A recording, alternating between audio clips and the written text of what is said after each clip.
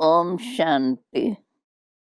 बाप दादा बोले, मीठे बच्चे, बेहद का बाप इस बेहद की महफिल में गरीब बच्चों को गोद लेने के लिए आए हैं। उन्हें देवताओं के महफिल में आने की जरूरत नहीं। प्रश्न है, बच्चों को कौन सा दिन बड़े ही धूमधाम से मनाना चाहिए? उत्तर है, जिस दिन मरजीवा जन्म हुआ, बाप में निश्चय हुआ, वह दिन बड़े ही धूमधाम से मनाना चाहिए। वही तुम्हारे लिए जन्माष्टमी है। अगर अपना मरजीवा जन्म दिन मनाएंगे तो बुद्धि में याद रहेगा कि हमने पुरानी दुनिया से किनारा कर लिया, हम बाबा के बन गए, अर्थात वर्षे के अधिकारी बन गए। अब मुरली में गीत है, महफिल में जल उठी क्षमा परवाने के लिए। ओम शांति। गीत, कविताएं, भजन, वेद, शास्त्र, उपनिषद, देवताओं की महिमा आद तुम भारतवासी बच्चे बहुत ही सुनते आए हो। अभी तुमको समझ मिली है कि यह सृष्टि का चक्कर कैसे फिरता है। पास्ट को भी बच्चों ने जाना है।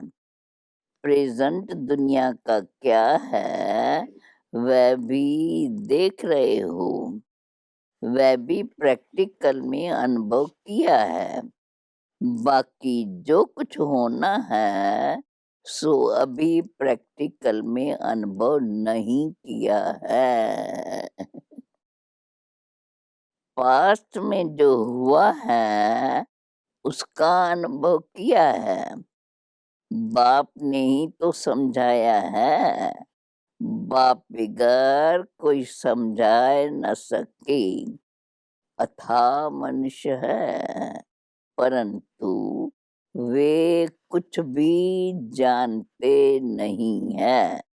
रचता और रचना के आदि मध्यांत को कुछ नहीं जानते हैं। अभी है कलयुग का अंत, यह भी मनुष्य जानते नहीं। आगे चल अंत को जानेंगे, मूल को जानेंगे, बाकी सारी नॉलेज को नहीं जानेंगे।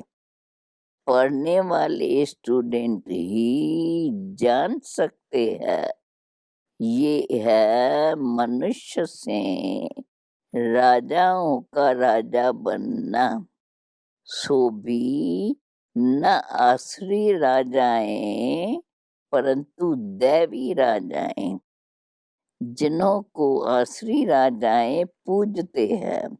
अब ये सब बातें तुम बच्चे ही जानते हो। विद्वान आचार्य आदि जरा भी नहीं जानते। भगवान जिसको क्षमा कहते हैं उसको जानते नहीं।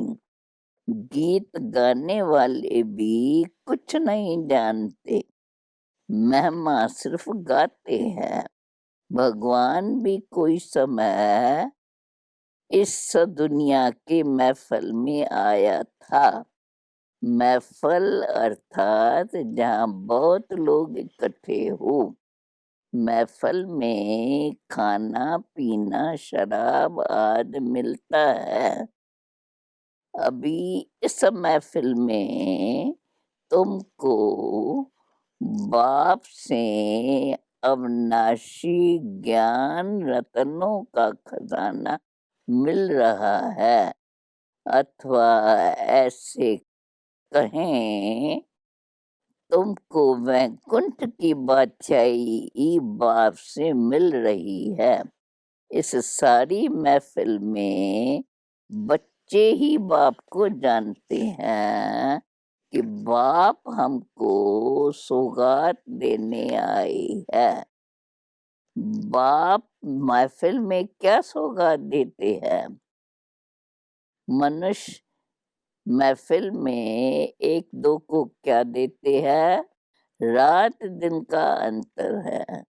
बाप जैसे हलवा खिलाते हैं और सस्ते में सस्ती वस्तु चने खिलाते हैं। हलवा और चना दोनों में कितना अंतर है। एक दो को चने खिलाते रहते हैं, कोई कमाता नहीं है तो कहा जाता है ये तो चने चबा रहे हैं। अभी तुम बच्चे जानते हो, बेहद का बाप हमको स्वर्ग के राजाई का वरदान दे रहे हैं। शिव बाबा इस महफिल में आते हैं।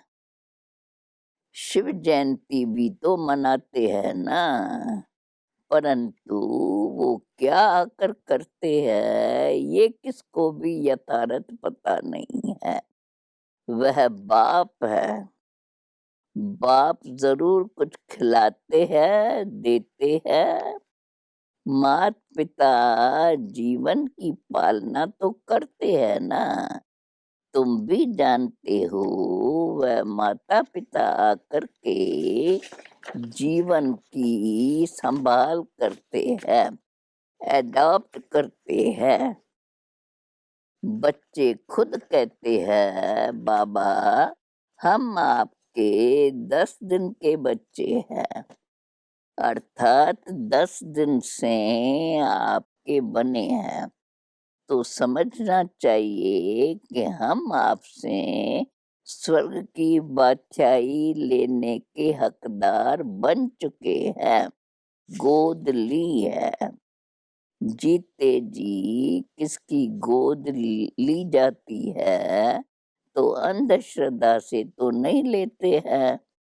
मात पिता भी गोद में देते हैं, समझते हैं हमारा बच्चा उनके पास जास्ती सुखी रहेगा और ही प्यार से संभालेंगे। तुम भी लौकिक बाप के बच्चे यहाँ बेहद के बाप के गोद लेते हो। बेहद का बाप कितना रुचि से गोद में लेते हैं। बच्चे भी लिखते हैं बाबा हम आपका हो गया। सिर्फ दूर से तो नहीं कहेंगे, प्रैक्टिकल में गोद ली जाती है तो सेरिमनी भी की जाती है।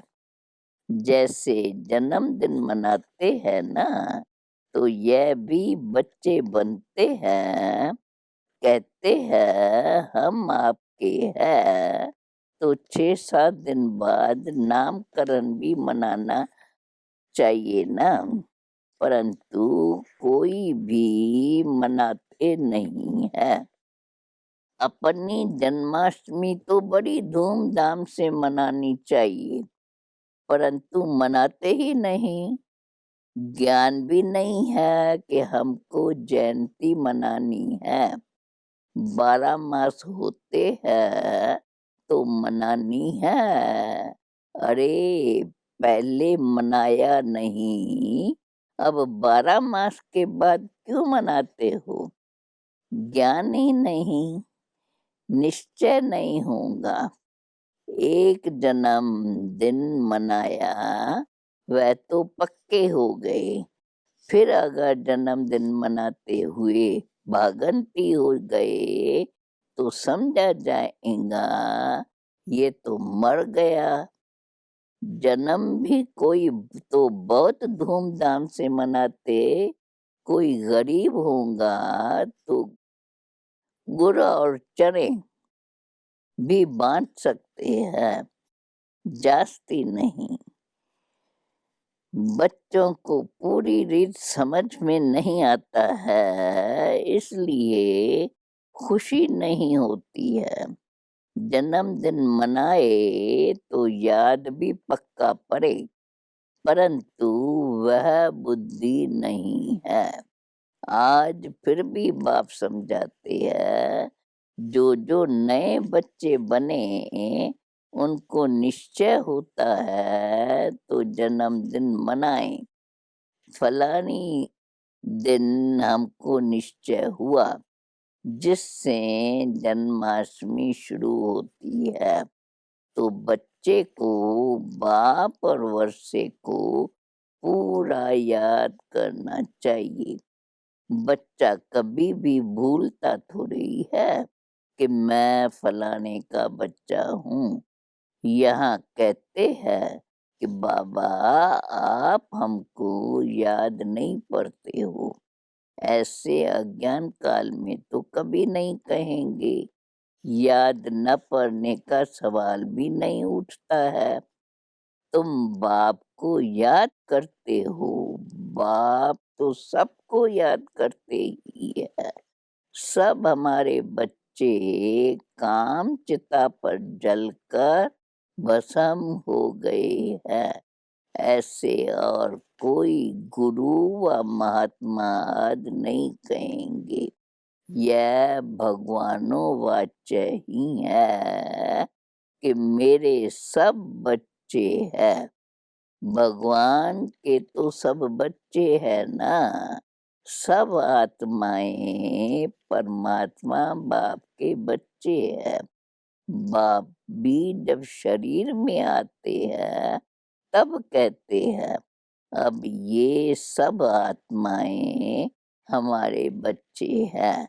काम चिता पर चढ़ भस्मीभूत तमो प्रधान हो पड़े हैं।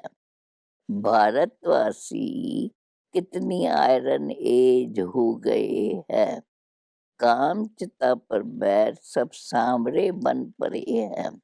जो पूज्य नंबर 1 गौरा था, सो अब पुजारी सांवरा बन गया। सुंदर सुश्याम यह काम चिता पर चढ़ना गोया सांप पर चढ़ना है। वैकुंठ में सांप आदि नहीं होते हैं जो किसको डसे। ऐसी बात हो न सके। बाप कहते हैं 5 विकारों की प्रवेशता होने से तुम तो जैसे जंगली कांटे बन गए हो। कहते हैं बाबा मानते हैं ये है ही कांटों का जंगल। एक दो को डसकर सब भस्मीभूत हो गए हैं। भगवानों वाचा मुझ ज्ञान सागर के बच्चे जिनको मैंने कलप पहले भी आकर स्वच्छ बनाया था, वह अब पतित काले हो गए हैं। बच्चे जानते हैं हम गौरे से सांवरे कैसे बनते हैं।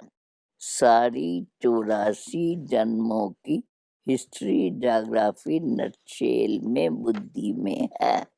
इस समय तुम जानते हो कोई 5-6 वर्ष से लेकर अपनी बायोग्राफी जानते हैं।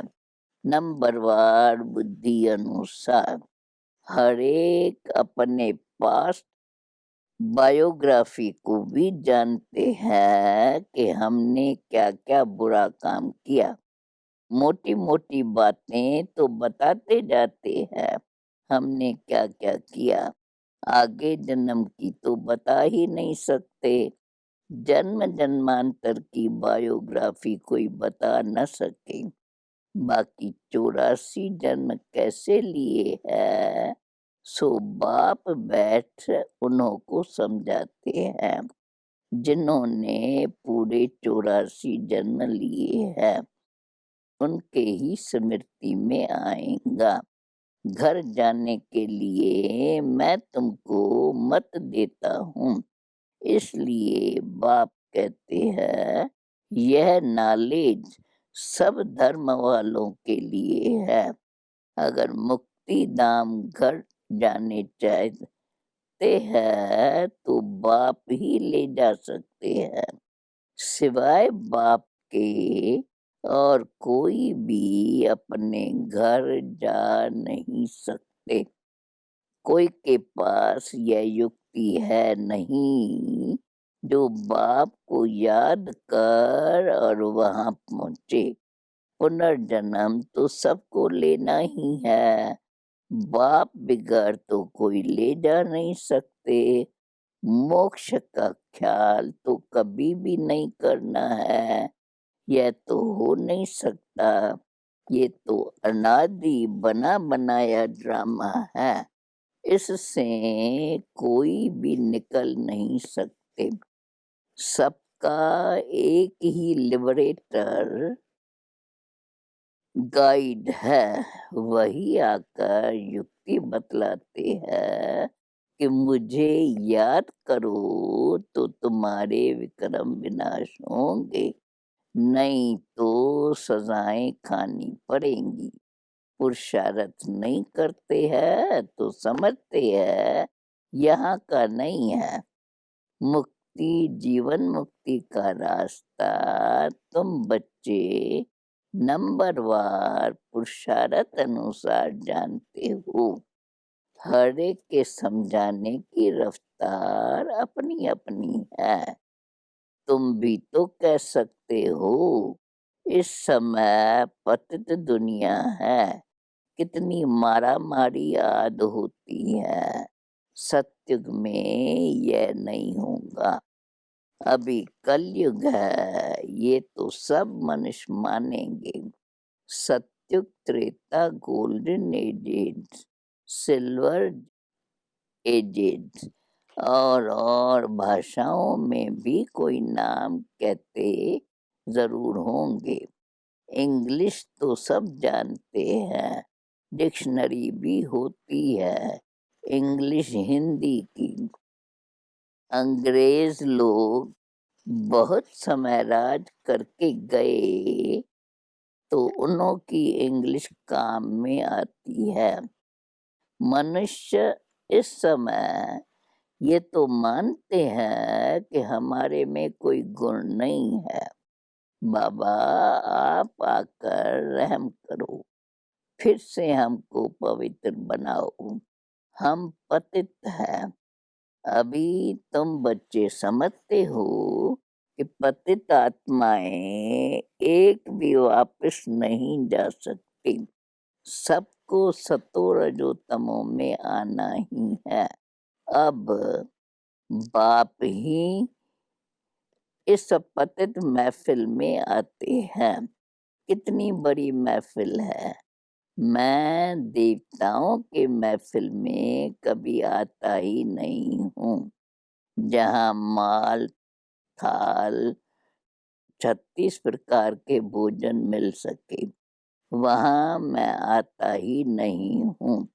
जहाँ बच्चों को रोटी भी नहीं मिलती, उन्हों के पास आकर गोद में लेकर बच्चा बनाकर वर्षा देता हूँ। शाहूकारों को गोद में नहीं लेता हूँ। वे तो अपने ही नशे में चूर रहते हैं। खुद कहते हैं कि हमारे लिए तो स्वर्ग यहाँ ही है। फिर कोई मरता है तो कहते हैं कि स्वर्गवासी हुआ, तो जरूर है नर्क हुआ ना। तुम क्यों नहीं समझाते हो? अभी अखबार में भी युक्ति युक्त कोई ने डाला नहीं है। बच्चे भी जानते हैं हमको ड्रामा पुरुषार्थ कराता है। हम जो पुरुषार्थ करते हैं वह ड्रामा में नूंद है। पुरुषार्थ करना भी ज़रूर है। ड्रामा पर बैठ नहीं जाना है। हर बात में पुरुषार्थ ज़रूर करना ही है। कर्म योग राजयोग है ना, वह है कर्म सन्यासी, हठ योगी। तुम तो सब कुछ करते हो, घर में रहते बाल बच्चों को संभालते हो, वह तो भाग जाते हैं, अच्छा नहीं लगता है, परंतु वह पवित्रता भी भारत में ही चाहिए ना। फिर भी अच्छा है, अभी तो पवित्र भी नहीं रहते हैं। ऐसे नहीं कि कोई पवित्र दुनिया में जा सकते हैं, सिवाय बाप के कोई ले नहीं जा सकते। अभी तुम जानते हो, शांति धाम तो हमारा घर है, परंतु जाएं कैसे? बहुत पाप किए हुए हैं, ईश्वर को सर्वव्यापी कह देते हैं। यह इज्जत किसकी गंवाई है? शिव बाबा की। कुत्ते बिल्ली कण कण में परमात्मा कह देते हैं। अब रिपोर्ट किसको करें? बाप कहते हैं मैं ही समर्थ हूँ, मेरे साथ धर्मराज भी है। यह सबके लिए क़यामत का समय है। सब सजाएं आज भोग कर वापस चले जाएंगे। ड्रामा की बनावट ही ऐसी है, सजाएं खानी ही है जरूर। यहाँ तो साक्षात्कार भी होता है, गर्भ जेल में भी साक्षात्कार होता है। तुमने ये काम किए हैं, फिर उनकी सजा मिलती है, तब तो कहते हैं कि अब इस जेल से निकालो। हम फिर ऐसे पाप नहीं करेंगे। बाप यहाँ सन्मुख आकर यह सब बातें तुम्हें समझाते हैं। गर्भ में सजाएं खाते हैं, वह भी जेल है। दुख फील होता है, वहाँ सत्युग में दोनों जेल नहीं होते, जहाँ सजा खाई। अब बाप समझाते हैं बच्चे, मुझे याद करो तो खाद निकल जाएंगी। ये तुम्हारे अक्षर बहुत मानेंगे। भगवान का नाम तो है, सिर्फ भूल की है जो कृष्ण का नाम डाल दिया है। अब बाप भी बच्चों को समझाते हैं, यह जो सुनते हो सुनकर अखबार में डालो। शिव बाबा इस समय सबको कहते हैं 84 जन्म भोग तमो प्रधान बने हो। अभी फिर मैं राय देता हूँ, मुझे याद करो तो तुम्हारे विक्रम विनाश होंगे, फिर तुम मुक्ति जीवन मुक्ति धाम में चले जाएंगे। बाप का यह फरमान है, मुझे याद करो तो खाद निकल जाएंगी।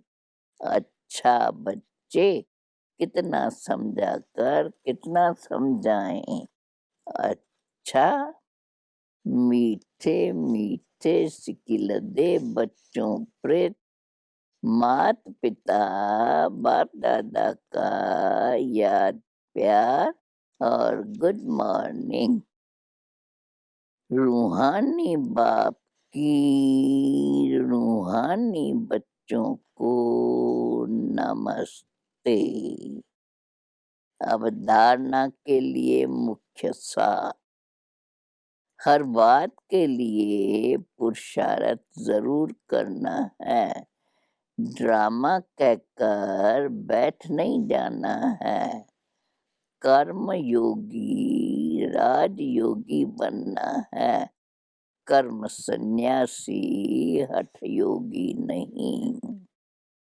दूसरी पॉइंट है, बिगर सजा खाए बाप के साथ घर चलने के लिए याद में रहकर आत्मा को सतो प्रधान बनाना है।